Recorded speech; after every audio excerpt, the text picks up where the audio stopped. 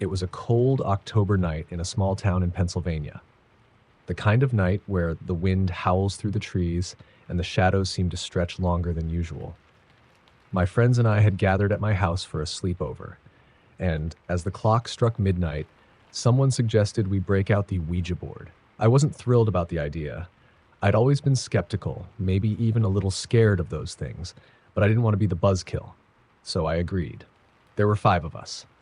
Me, my best friend Sarah, her boyfriend Jake, my cousin Emily, and our friend Mark. We sat in a circle on the floor of my dimly lit living room, the board placed in the center. The planchette felt cold under my fingertips as we all lightly rested our hands on it. Sarah, always the one to take charge, started speaking. "Is there anyone here with us?" she asked, her voice steady but with a hint of excitement. At first, nothing happened. The room was silent except for the faint sound of the wind outside. Then, slowly, the planchette began to move. It glided smoothly to the word yes. My heart skipped a beat, but I told myself it was just Jake or Mark messing with us. Still, I couldn't shake the uneasy feeling creeping up my spine. "Who are you?" Sarah asked, her voice a little shakier this time. The planchette moved again, spelling out letters one by one. "Liz? Liz?" Emily repeated, her voice barely above a whisper. "Is that your name?" The planchette moved back to yes. We all exchanged nervous glances, but Sarah pressed on. "Are you a spirit?" "Yes!" "How did you die?" Jake asked, his tone more curious than scared. The planchette hesitated for a moment before moving again. "Fire." A chill ran through the room. I remembered hearing about a house fire that had happened a few towns over years ago. A family had died, including a young girl named Elizabeth. Could this be her? I tried to push the thought away, telling myself it was just a coincidence. Are you here to hurt us?" Sarah asked, her voice trembling now. The planchette didn't move at first. Then, slowly, it spelled out Noyet. My blood ran cold. "Not yet," I repeated, my voice barely audible. "What does that mean?" Before anyone could respond, the planchette started moving again, faster this time. It spelled out RUN. "Run?" Mark said, his voice cracking. "What the hell does that mean?" Suddenly, the temperature in the room dropped. My breath came out in visible puffs, and the hairs on the back of my neck stood on end. The planchette began to move erratically, spinning in circles before stopping abruptly. Then it spelled out one final word, DATH. The lights flickered, and we all jumped back, breaking contact with the planchette. The room was plunged into darkness, and for a moment, no one spoke. Then Emily let out a scream. I fumbled for my phone, turning on the flashlight and pointed it toward her. She was staring at the wall, her face pale, her eyes wide with terror. There, written in what looked like ash, was the word, "Run." We didn't need to be told twice. We grabbed our things and bolted out of the house, not stopping until we reached Sarah's car. We drove to a nearby diner, too shaken to go back inside. For hours, we sat in silence, sipping coffee and trying to make sense of what had happened. Eventually, we convinced ourselves it was just a prank, some kind of elaborate hoax. But deep down, I knew better. The next few days were a blur. I couldn't shake the feeling that something was watching me, following me. I started hearing whispers in the dead of night, faint and indistinct, but undeniably there. I'd wake up in a cold sweat, convinced I'd seen a shadow move in the corner of my room. My friends experienced similar things. Sarah said she kept smelling smoke in her house, and Mark claimed he'd seen a figure standing at the foot of his bed. Then, one night, it all came to a head. I was alone in my house, my parents out of town for the weekend. I'd just gotten into bed when I heard it, a faint knocking sound coming from the living room. My heart raced as I grabbed my phone and crept downstairs, the beam of my flashlight cutting through the darkness. The knocking grew louder, more insistent as I approached the living room. I hesitated at the doorway, my hand trembling as I reached for the light switch. When I flipped it on, the room was empty. But the Ouija board was on the table, the planchette sitting in the center. I hadn't touched it since that night. I didn't even remember bringing it downstairs. Before I could react, the planchette began to move. It spelled out a single word, HELP. "Who are you?" I whispered, my voice shaking. The planchette moved again. "What do you want?" I asked, my fear giving way to a strange sense of pity. "FREME. How?" I said, tears welling up in my eyes. "How do I free you?" The planchette didn't respond. Instead, the lights flickered and the temperature dropped once more. I felt a presence behind me, cold and heavy, and I turned around slowly, my heart pounding in my chest. There, in the corner of the room, stood a figure. She was small, no older than a child, her face pale and her eyes hollow. Her clothes were charred and tattered, and the smell of smoke filled the air. She reached out a hand, her lips moving as if to speak, but no sound came out. And then she was gone. I don't know how long I stood there, frozen in place. When I finally moved, I grabbed the Ouija board and threw it into the fireplace, watching as the flames consumed it. I said a prayer, hoping it would be enough to set Liz free. The whispers stopped after that. The shadows no longer moved on their own. But I still think about her sometimes, about the little girl who died in a fire and reached out to us from the other side. I don't know if we helped her or if she's still trapped, but I do know one thing. I'll never touch a Ouija board again. Story number 2. It was the summer of 1998, and I was 16 years old. My family had just moved into an old farmhouse on the outskirts of a small town in rural Ohio.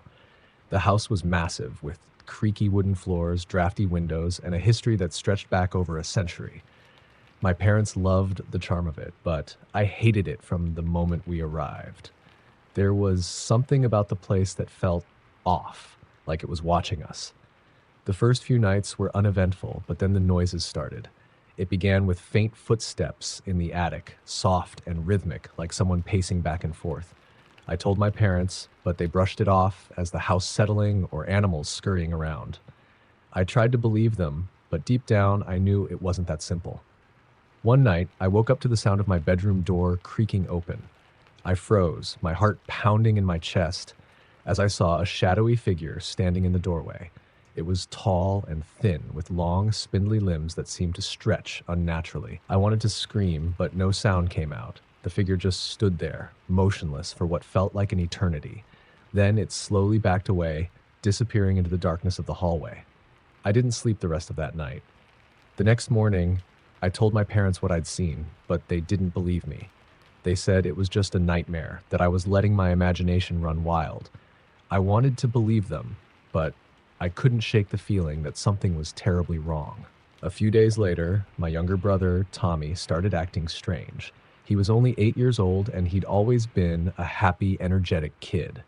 But now he was quiet and withdrawn, spending hours staring at the wall or whispering to himself. When I asked him what was wrong, he just shook his head and said, "The man in the attic doesn't like it when we're loud." My blood ran cold. "What man in the attic?" I asked, trying to keep my voice steady. Tommy looked at me with wide, fearful eyes. "The tall man. He says he used to live here. He says he's watching us." I didn't know what to say. I wanted to believe Tommy was just making up stories, but the look in his eyes told me otherwise. That night, I decided to investigate the attic myself. I waited until everyone was asleep, then grabbed a flashlight and crept up the narrow staircase. The musty was dark and frantic filled with old furniture, boxes, and cobwebs. The air was thick with the smell of dust and decay. I shone my flashlight around, my heart racing as I searched for any sign of the tall man. At first, I didn't see anything unusual, but then I noticed something in the corner, a small wooden dollhouse. I knelt down to get a closer look. The dollhouse was intricately detailed, with tiny furniture and miniature dolls inside. But something about it made my skin crawl. The dolls were arranged in a strange, almost ritualistic pattern, and their faces were twisted into grotesque expressions. As I stared at them, I felt a sudden, overwhelming sense of dread. That's when I heard it. A soft, raspy voice, whispering my name. I spun around, shining my flashlight into the darkness, but there was no one there. The voice came again, louder this time, and I realized it was coming from the dollhouse.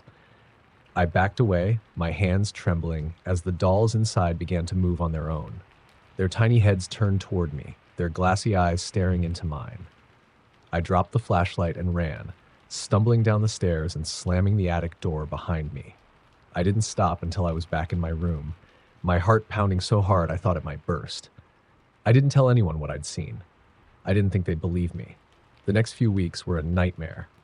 The footsteps in the attic grew louder, more frequent. Tommy's behavior became even more erratic.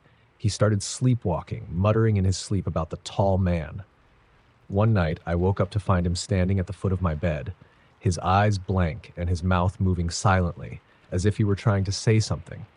I shook him awake, and he looked at me with a mixture of fear and confusion. "I don't remember coming in here," he said, his voice trembling. I didn't know what to do. I felt like I was losing my mind. Then, one night, everything came to a head. I was lying in bed, trying to fall asleep, when I heard a loud crash from the attic. I sat up, my heart racing, as the sound of heavy footsteps echoed through the house. They were coming down the stairs, closer and closer, until they stopped right outside my bedroom door. I held my breath, my eyes fixed on the door as the handle began to turn. Slowly, the door creaked open, and the tall man stepped inside. He was even more terrifying up close. His skin was pale and stretched tight over his bones, his eyes sunken and black.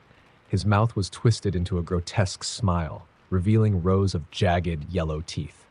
He didn't say anything. He just stood there, staring at me with those hollow eyes. I wanted to scream, to run, but I was frozen in place, and the man took a step closer then another until he was standing right next to my bed. He leaned down, his face inches from mine, and whispered, "You shouldn't have come here." That's when I finally found my voice. I screamed, loud and piercing, and the man vanished into thin air. My parents came rushing into the room, but by the time they got there, he was gone. We moved out of the house the next day. My parents didn't ask any questions. They could see the terror in my eyes, and they knew something was wrong. We never went back, and we never spoke about what happened. But I still think about that house sometimes, about the tall man and the dollhouse in the attic. I don't know who or what he was, but I know he's still there waiting for the next family to move in. And I pray they never find the dollhouse. Story number 3. It was the winter of 2005, and I was a college student living in an old apartment building in Chicago. The place was cheap, which was all I could afford at the time, but it had a reputation.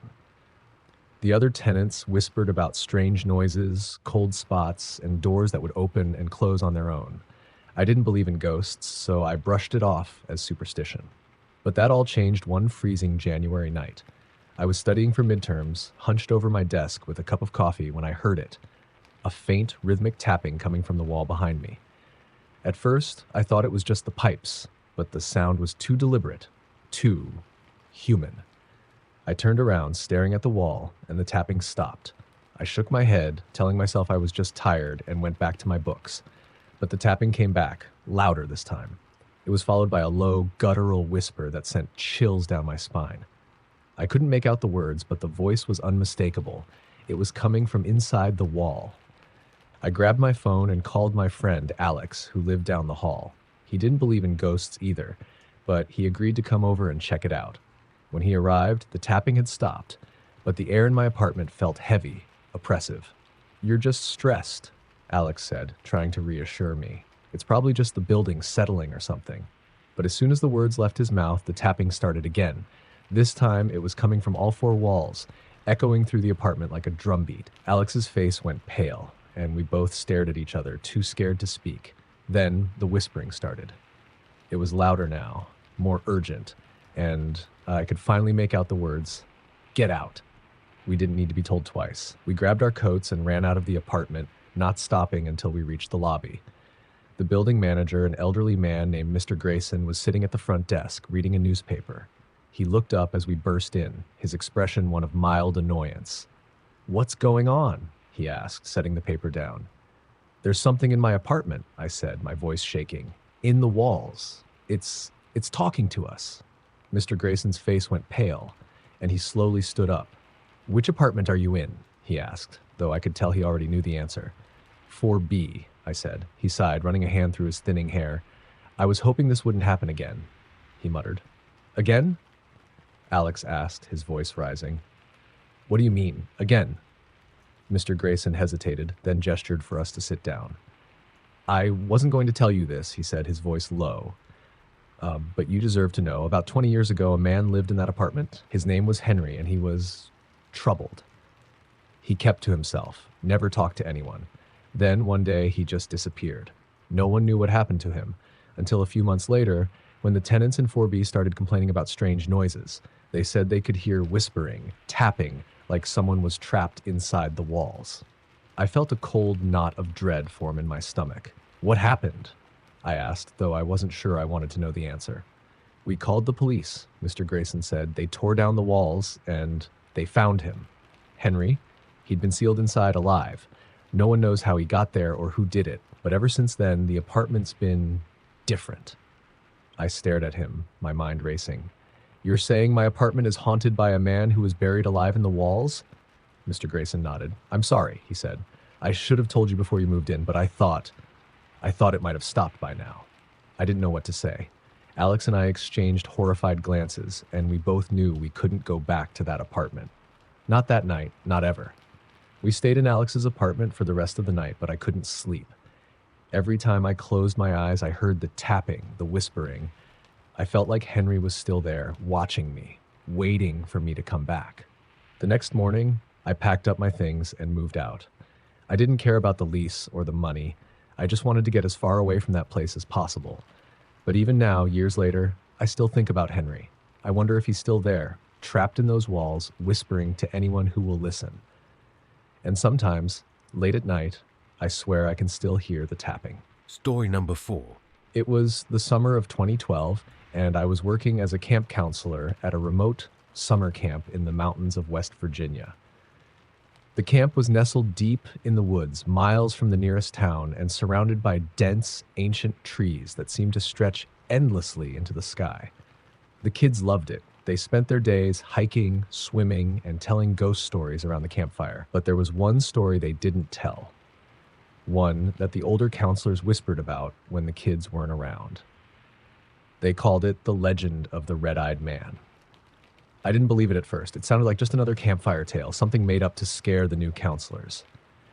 But then, one night, I saw him.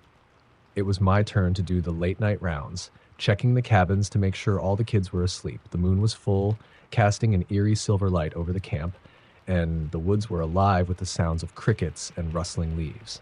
I was halfway through my rounds when I heard it, a low, guttural growl coming from the trees. I froze, my flashlight beam cutting through the darkness as I scanned the tree line.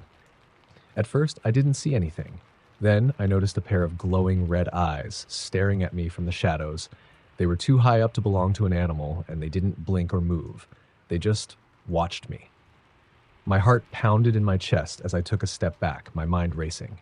I told myself it was just a trick of the light, a reflection from my flashlight. But deep down, I knew better. The eyes were real, and they were getting closer. I turned and ran, not stopping until I reached the safety of the counselor's cabin.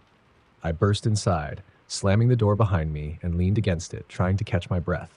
The other counselors looked up, startled by my sudden entrance. "What's wrong?" one of them asked, her voice tinged with concern. I saw something," I stammered, my voice shaking.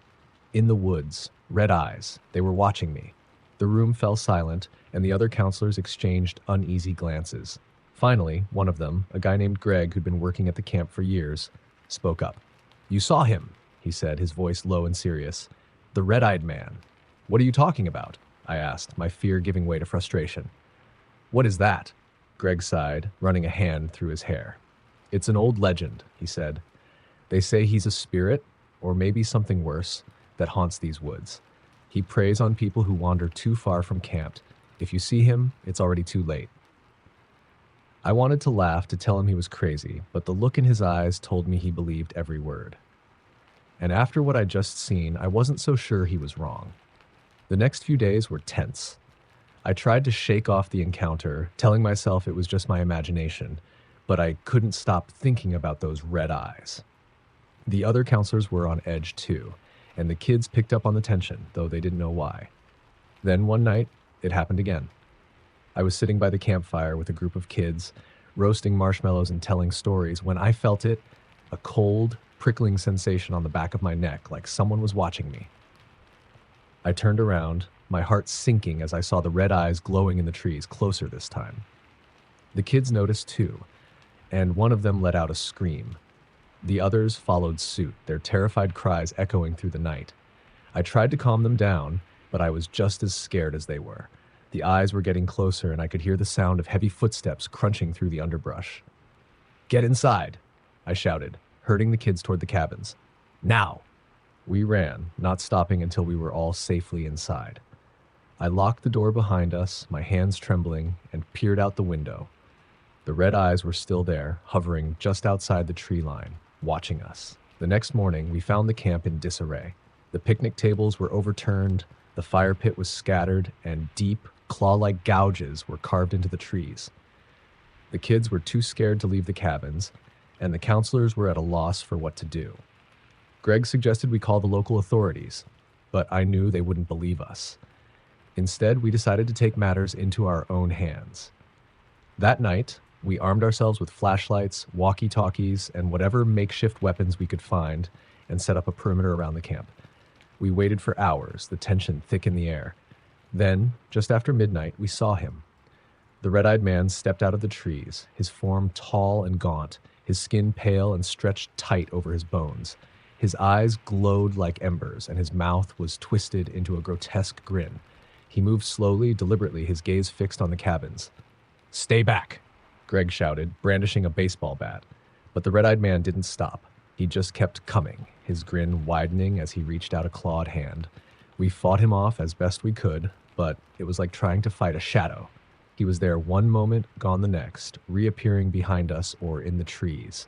Finally, as the first light of dawn broke over the horizon, he vanished, leaving us shaken and exhausted. We left the camp that morning, abandoning our posts and driving as far away as we could. I never went back, and I never spoke about what happened. But sometimes late at night, I still see those red eyes watching me from the darkness, and I know he's still out there,